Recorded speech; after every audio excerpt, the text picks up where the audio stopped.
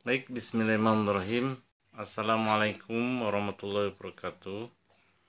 Anak-anakku sekalian, untuk pelajaran kali ini merupakan rangkuman dari materi yang sudah diberikan pada saat video sebelumnya, yaitu tentang indahnya kebersamaan di dalam sholat berjamaah. Materinya adalah, silakan sebelum menonton, jangan lupa di subscribe dulu videonya, biar nanti setiap kali Bapak menayangkan video terbaru pembelajaran langsung tampil di YouTube kalian. Jadi, baik anak sekalian, sebelumnya kita berdoa dulu dengan mengucapkan basmalah bersama-sama. Bismillahirrahmanirrahim.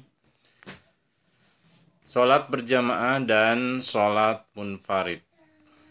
Ya, temanya pergi ke masjid dan sholat berjamaah. Sholat berjamaah dan sholat munfarid dalam pembelajaran kali ini akan disampaikan adalah bagaimana hukumnya, bagaimana posisi imam, bagaimana makmum, dan ketentuannya apa saja, juga apa kaitannya dengan shaf dan rokaat yang dilaksanakan. Baik, bismillahirrahmanirrahim.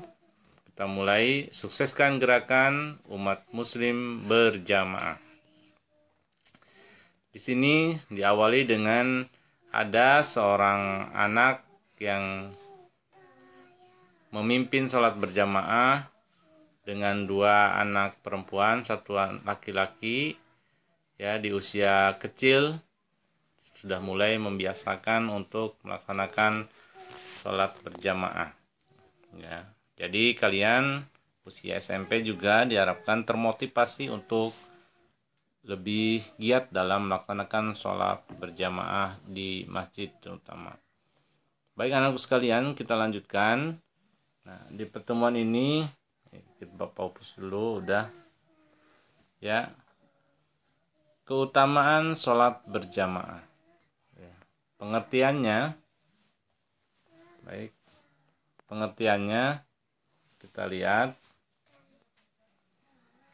Sholat yang dilakukan bersama-sama sekurang-kurangnya dua orang, yaitu imam dan makmum. Ya. Sekurang-kurangnya hukumnya sunnah muakkad. Ya, kebaikan sholat berjamaah itu melebihi sholat sendirian sebanyak 27 derajat. Ya. Selanjutnya yaitu tentang hukum sholat berjamaah. Nah, di dalam hukum sholat berjamaah kita lihat ikhtilaf ulama, perbedaan di kalangan ulama bahwa hukum sholat berjamaah yang pertama sunnah muakkad, yang kedua fardu kifayah, dan yang ketiga fardu ain, dan yang keempat syarat sah sholat. Sunnah muakkad itu adalah sunnah muakkad itu sunnah yang sangat dianjurkan oleh Rasulullah untuk dilaksanakan dengan berjamaah. Fardu kifayah itu berarti sholat yang wajib tapi bisa diwakili dengan hanya beberapa orang. Kalau fardu ain wajib untuk setiap orang. Dan yang terakhir syarat sah sholat. Baik anakku sekalian, selanjutnya adalah syarat imam. Nah, syarat imam yaitu yang pertama paling fasih dalam ucapan dan makhrajnya, tajwidnya. Yang kedua paling fikih, paham fikihnya, tata cara sholatnya, paling mengerti ilmu sholatnya, tentunya dengan ilmu. Yang kemudian yang keempat bukan wanita kecuali wanita, jadi imamnya bukan wanita kecuali wanita makmumnya.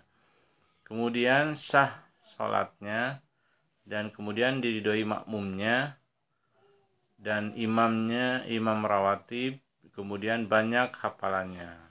Baik, itu sekarang syarat makmum.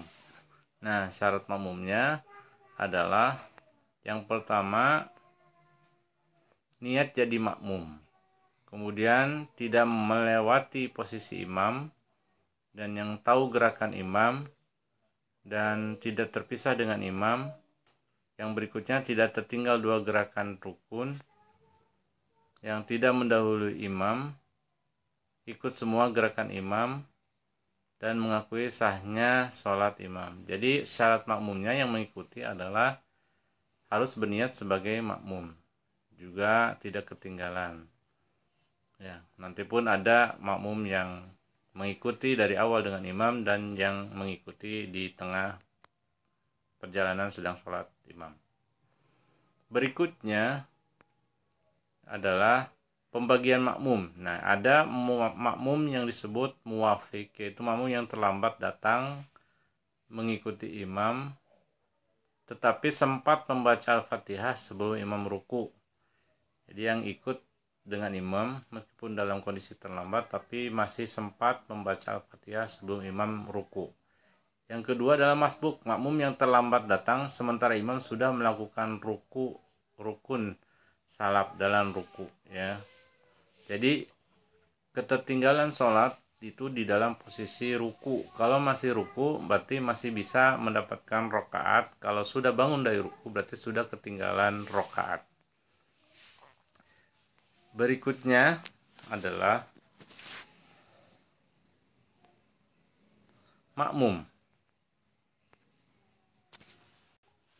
Makmum itu ada masbuk tadi sudah dijelaskan, ada muwafiq, ya, tidak ruku bersama imam, tadi ruku bersama imam.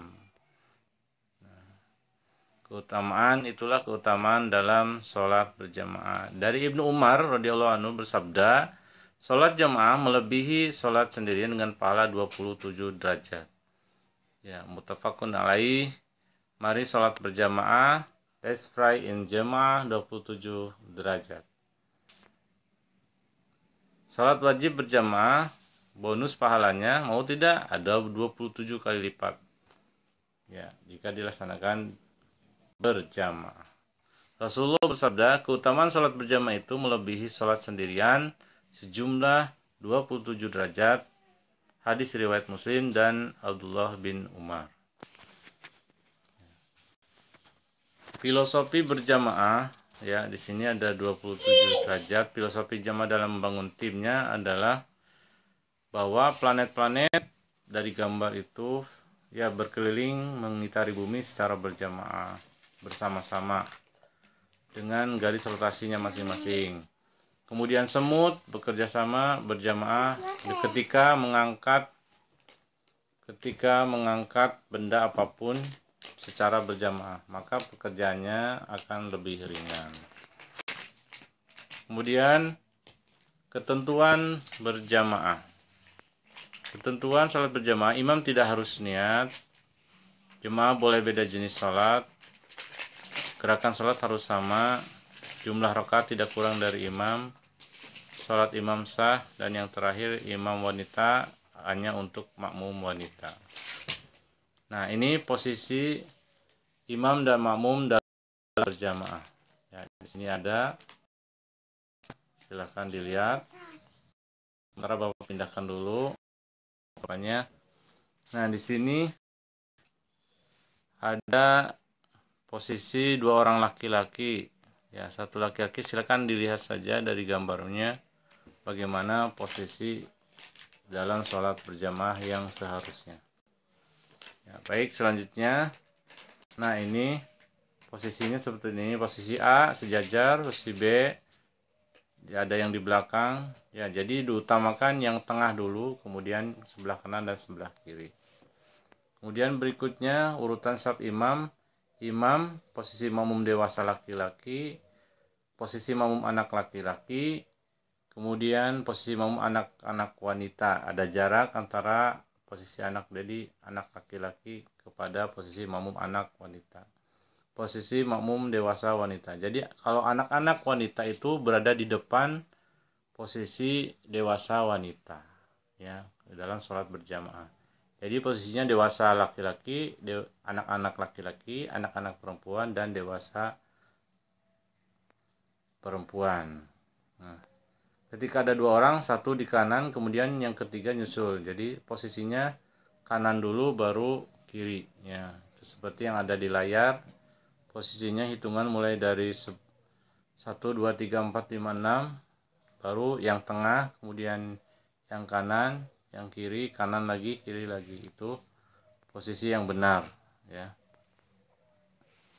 Itu posisi yang benar sampai ke belakang. Sampai saf paling belakang. Oke. Nah, halangan sholat berjamaah yang dalam sholat berjamaah boleh asal satu uzurnya adalah hujan, angin topan, udara sangat dingin misalkan. Yang ketiga, ketika makanan sudah terhidang dan perut terasa lapar. Yang keempat, ingin buang air besar atau kecil, takut datangnya bahaya. Dan keenam, sakit. Dan yang ketujuh, setelah memakan makanan bau pada mulut, ya. Itu boleh tidak berjamaah, artinya dirian. Baik, berikutnya gambar-gambar sholat berjamaah. Ini ada gambar-gambarnya, ya. Ini di Mekah, ya. Ini di Banten, di Masjid Kubah Mas, ya. Kemudian ini di hutan. Jadi pelaksanaan sholat berjamaah dalam kondisi apapun dilaksanakan secara berjamaah. Ini di tengah kawah, ya, di tengah kawah. Kemudian ini di padang yang di hamparan luas, ya, sedang perang, ya, ketika perang. Juga kemudian ini di sekolah, ya, di halaman sekolah, pembelajaran anak-anak dalam sholat berjamaah. Jadi boleh di mana saja asal tempatnya bersih, ya. Ini di Madinah. Kemudian ini juga di halaman sekolah, ya, yang suka diselenggarakan sama SMP Pertiwi. Kemudian sekarang lagi COVID, jadi pelaksanaan sholat duha segala macam berjamaah tidak bisa dilaksanakan. Mudah-mudahan suatu saat bisa dilaksanakan kembali. Ya, ini juga di masjid. Kemudian ini juga ada ini sangat rapi sekali. Itulah berjamaah sangat diutamakan dilaksanakan secara berjamaah. Baik, anak-anakku sekalian, nanti tinggal videonya. Nah, ini yang berikutnya ini tokoh-tokoh sampai Hulk, Superman, Spiderman juga ikut sholat berjamaah. Ini tokoh-tokoh nasional. Jadi laki-laki sholat di masjid, ya. Ya, hikmahnya adalah meningkatkan ketakwaan kepada Allah Subhanahu wa taala, menambah kekhusyuan, ya. Akan dilipat gandakan sampai 20 derajat, melatih diri untuk disiplin, memupuk semangat persaudaraan, menyebarkan ajaran Islam di kalangan masyarakat. Baik. Ya, meningkatkan ketakwaan kepada Allah. Ini tinggal di pause aja, nanti tinggal dipindahkan, ya, ke buku. Oke, hikmahnya banyak sekali.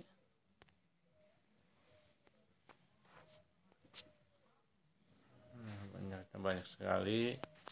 Baik, untuk sementara itu tentang sholat berjamaah. Segala puji bagi Allah. Mudah-mudahan kalian bisa menerapkan sholat berjamaah dengan sebaik-baiknya. Akhir kalam, wabillahi taufiq wal hidayah. Assalamualaikum warahmatullahi wabarakatuh.